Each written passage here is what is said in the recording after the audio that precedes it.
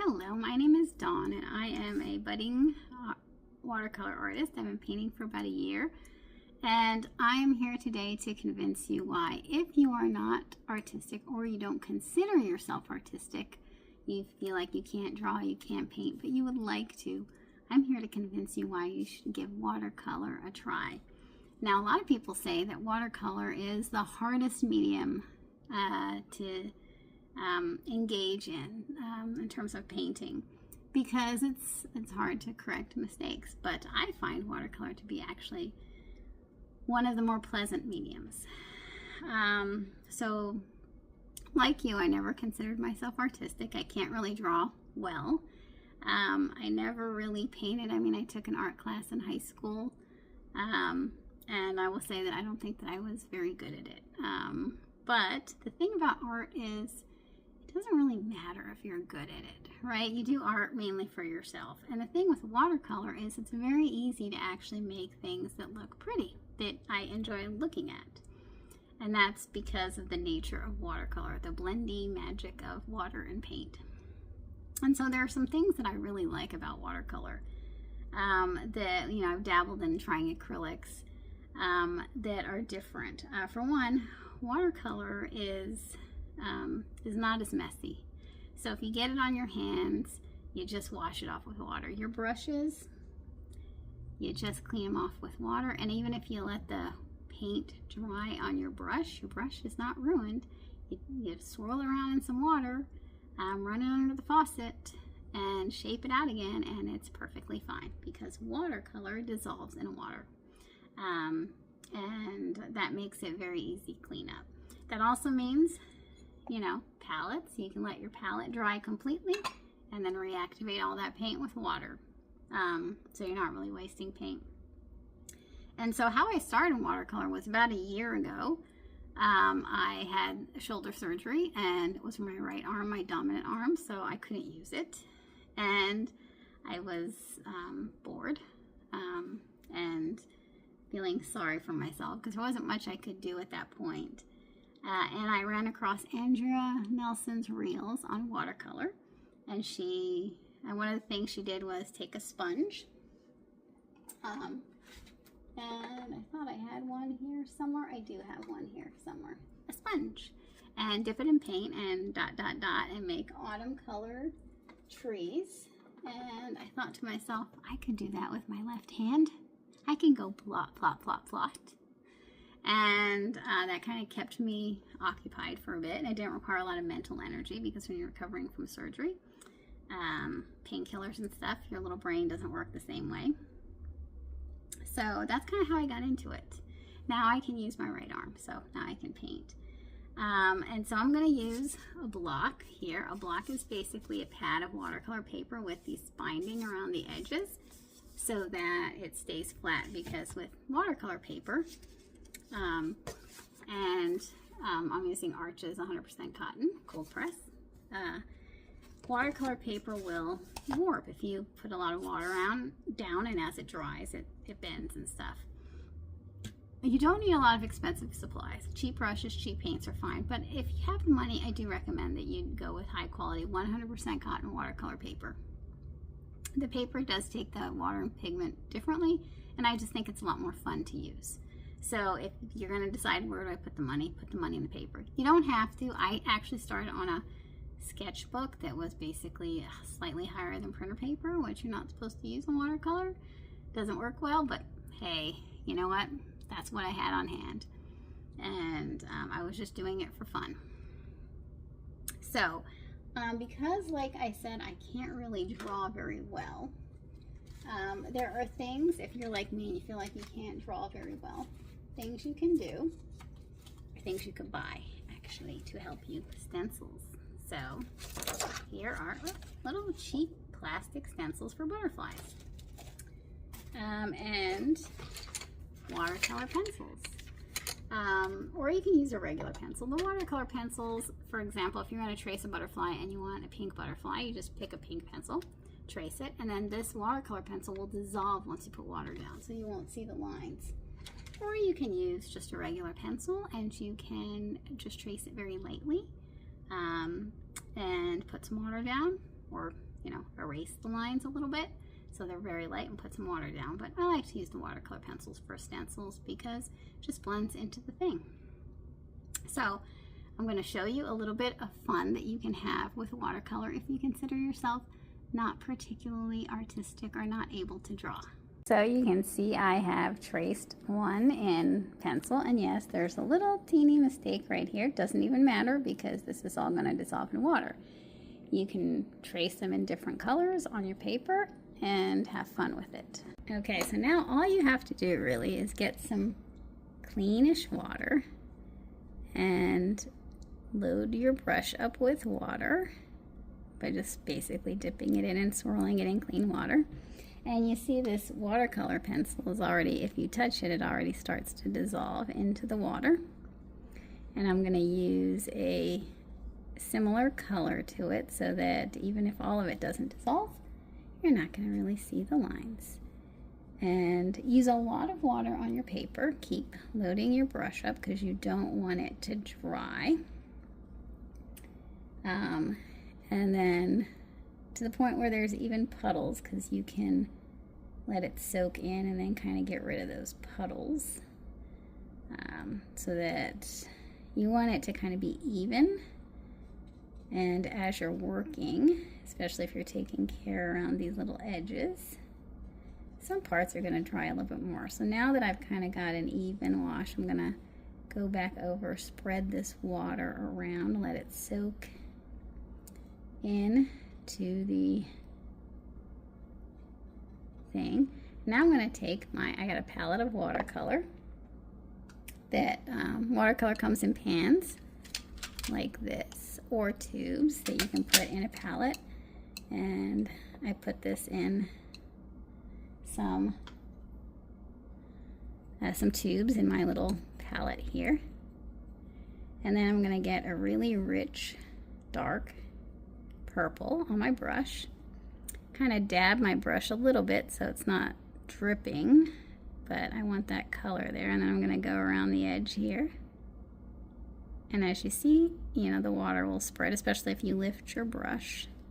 So think about the areas where you want to lift your brush, so that the water kind of makes a little bloom. And then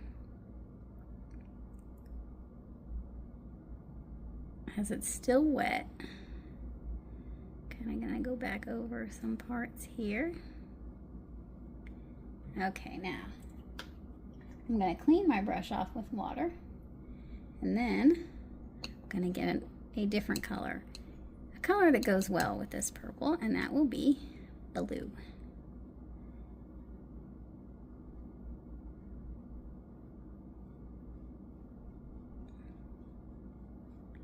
I'll reload my brush up with some of that nice rich blue.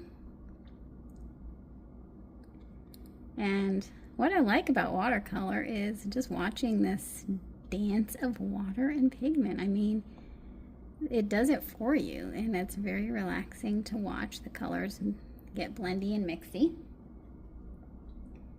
And the watercolor is gonna follow. When you put down the paint, it's just gonna follow the water. So it'll go where water is, but it will not go where there's no water. So you can use this as you're, making the water. You can carefully just, put it where you want the paint to go. And the water will soak into, especially if it's 100% cotton, paper. And the more you load your brush up with pigment, the richer the color is going to be. You can go light by just using more water and less pigment. You can go darker by using more pigment and less water.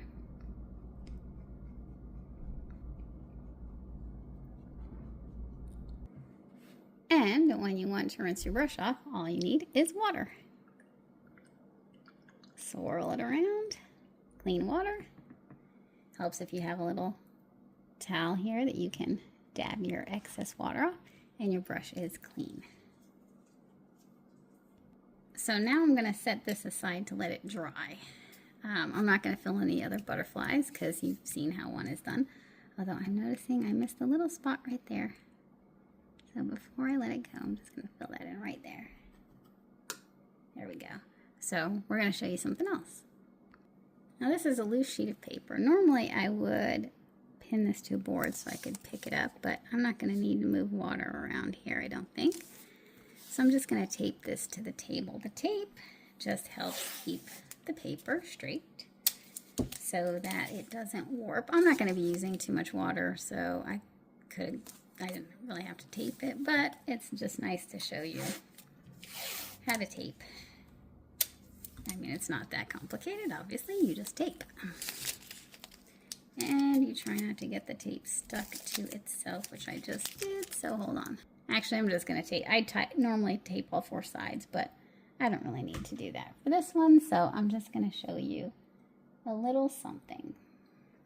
So again, I'm not really very, I can't draw well, and I'm not I don't consider myself particularly artistic, like in terms of composition. I really have to kind of see what other people do and kind of mimic how they lay out things to kind of get a sense of composition. But I'm going to show you how to do a loose swan, because loose in watercolor means you just kind of, it doesn't have to be super realistic, which is a lot of what I like about watercolor. So let's say you want to do a swan. I'm starting with a very light color here. Okay, there we go. Very light color. And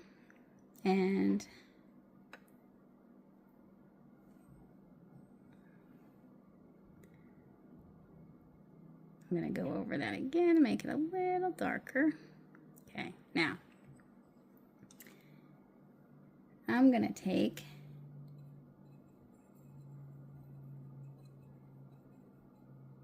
a smaller brush here. I'm going to make a beak right like that. And I'm going to be a-okay to let the water kind of blend in there, because I think that is fun and looks nice. That's the beauty of watercolor. It's not realistic. I mean, you can make it realistic if you want, but I think it's more fun just to let the water do what it wants to do. Now, while I've done that, you see the other part of that is drying, which is going to be kind of important, because I'm going to take part of this brush again,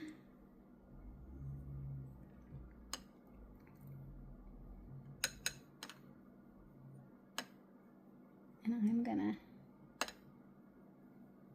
see, like, I need it to dry, so I'm gonna actually just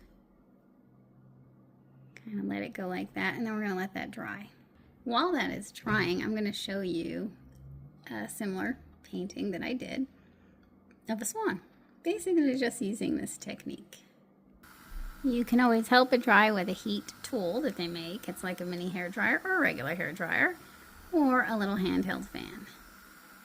I find that if you use the dryer, the hot tool, that it'll warp the paper a little bit more because you're changing the temperature faster. This takes a little longer though, but I often have like a couple of paintings and I move between one or the other while I'm letting one dry. Now the reason this has to be pretty much completely dry is because if you put wet on top of damp, you're going to get kind of pigment and water mixing in ways you might not want. If you want there to be a separation of layers, meaning one has dried and then you overlay it so you can tell that there are layers, it's best to make it dry. It's mostly dry there, it's a little damp there, but I'm going to come from here and go like that. Use a bit more water on my brush. This paper is not, I don't think, 100% cotton, so you can see how sometimes the paint doesn't absorb as quickly into it. Now I'm not going to be careful here and like not touch too much the wet one, and then I'm going to let that dry again. Okay, we're going to continue making our little feathers here. And now while that's drying, I am gonna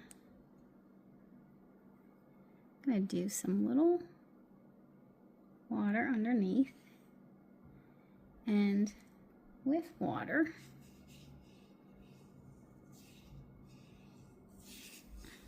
you want like light and dark spots in it.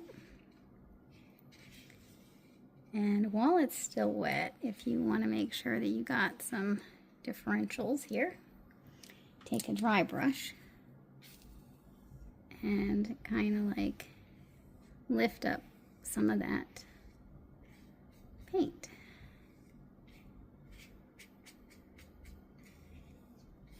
Does not have to be exact, because again, I'm just gonna go through here and like put in some dark. Now it's gonna be a little darker under the swan, right? And I'm gonna mix up here some sort of like shadowy. I'm gonna kind of mimic, taking and putting a little too much water down, so I'm gonna kind of mimic the feathers just a bit. Okay, see? Now, where you want some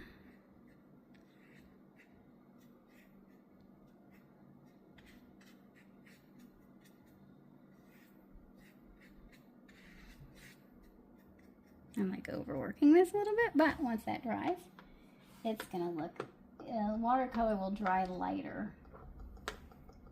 So everything will be a little bit lighter once it dries. Now while that's drying, I'm going to come up here and just do a little bit more detail here. Again, I am not great at drawing. I mean, you don't have to be. You're just giving a little bit of detail so that you have the impression of a swan. I'm going to add a bit more shadow right underneath.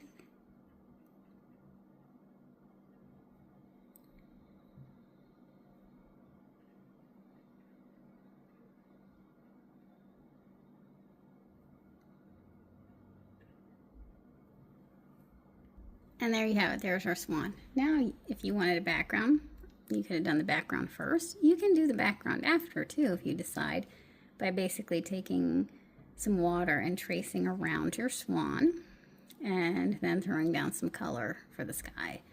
And actually I can show you, that's actually pretty easy, especially if you want a blue sky with clouds instead of like the sunset that you saw in the first one that I showed you.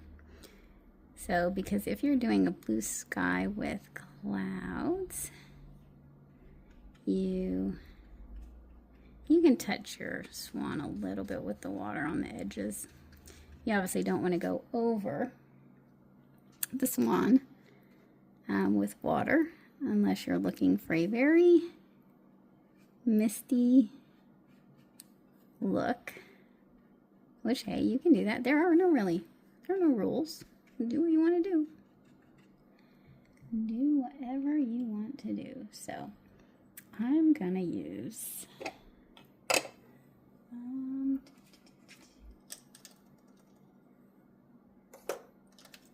need a different blue here so that you can see. Just give me I'm going to use a cerulean blue here. So it's a little different than, and what I'm going to show you here is I am not being particular on anything. I'm just putting down some color around.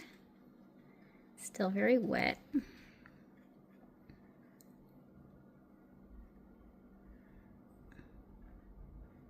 Now,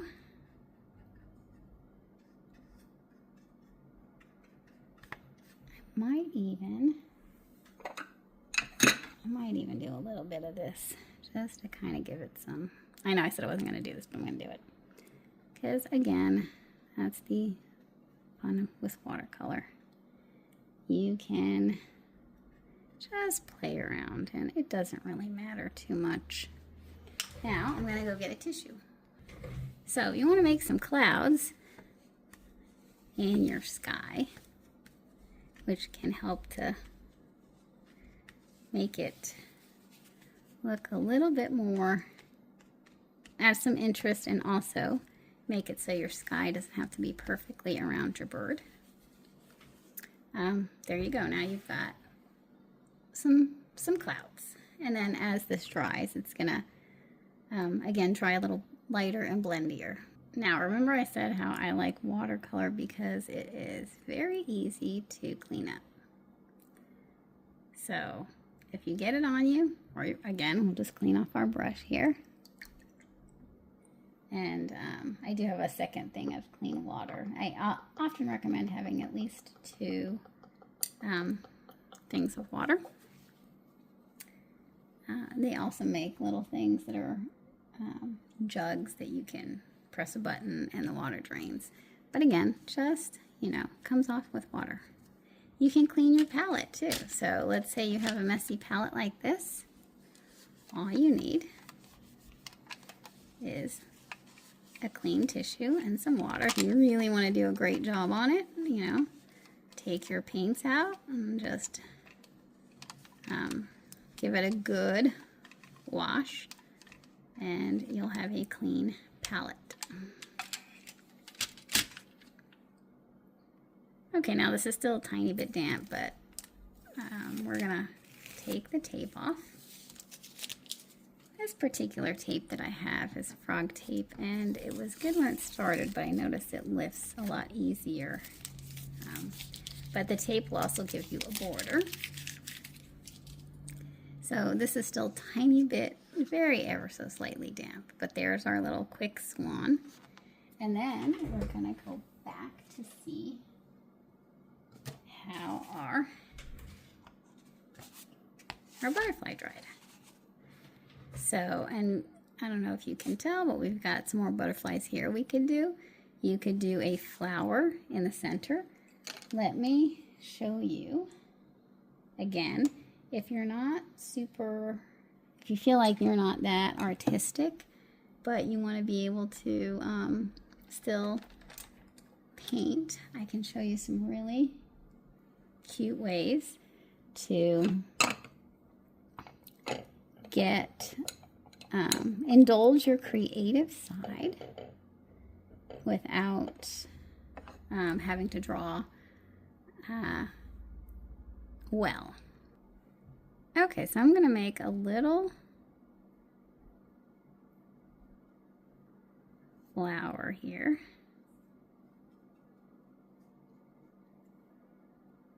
And they say you should never start with flowers, or at least Andrea Nelson would say that. But you know what? I started with flowers because,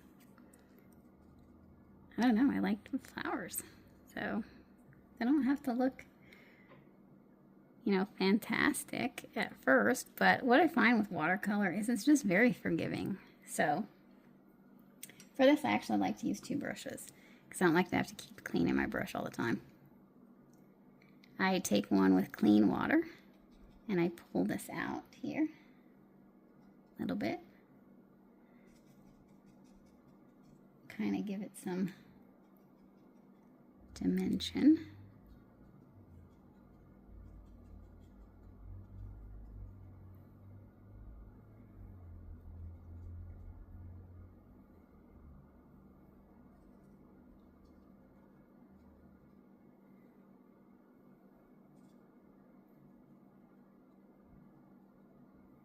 Now I'm gonna go back in here.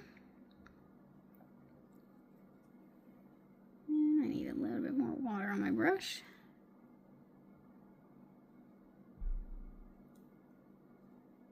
And I'm just gonna kind of play around here.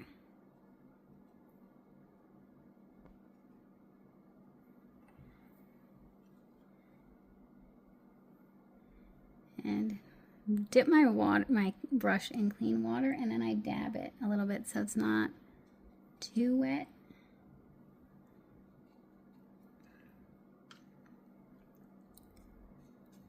And you see how I kind of start away from it sometimes and then let it touch it? Because once the water touches, the color is going to spread where the, whoops, that's too much water. The hardest part about watercolor is actually getting a feel for how much water on your brush, how much the water to pigment ratio should be. But like I said, I think it's actually pretty forgiving, even though you can't really correct mistakes like you can in acrylic because you have to go from, it's a transparent medium, so you have to start with light colors and build darker colors on top. Unless you use something like gouache, which is a sort of like an opaque watercolor, but if you layer a lighter color on top of this, you're not really going to see it very well. So if you make a mistake, it's a little harder. Like acrylic, you just paint over it with whatever lighter color you want, and it'll cover it up. It doesn't really happen that way in watercolor. So now I'm going to go in and take some more of that concentrated color toward the front here. Let it kind of, to give it some more sort of dimension, so you see shadows, it doesn't look so flat.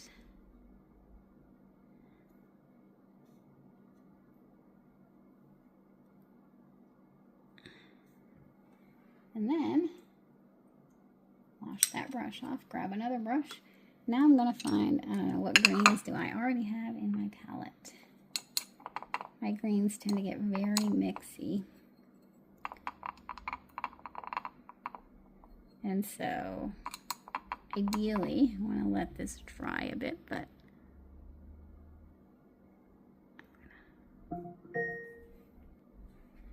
okay, so we're gonna go through here. Now, I actually don't mind too much. As long as it's not too wet and I touch it with the green, you're gonna see the green blend a little bit into that. And that is okay. See, like that one? A little too wet, but that's okay because I still think it looks cute. I like the mixy, blendy stuff of watercolor. If you don't want it to do that, you just wait till it's dry a bit more, and then it won't bleed once it's dry.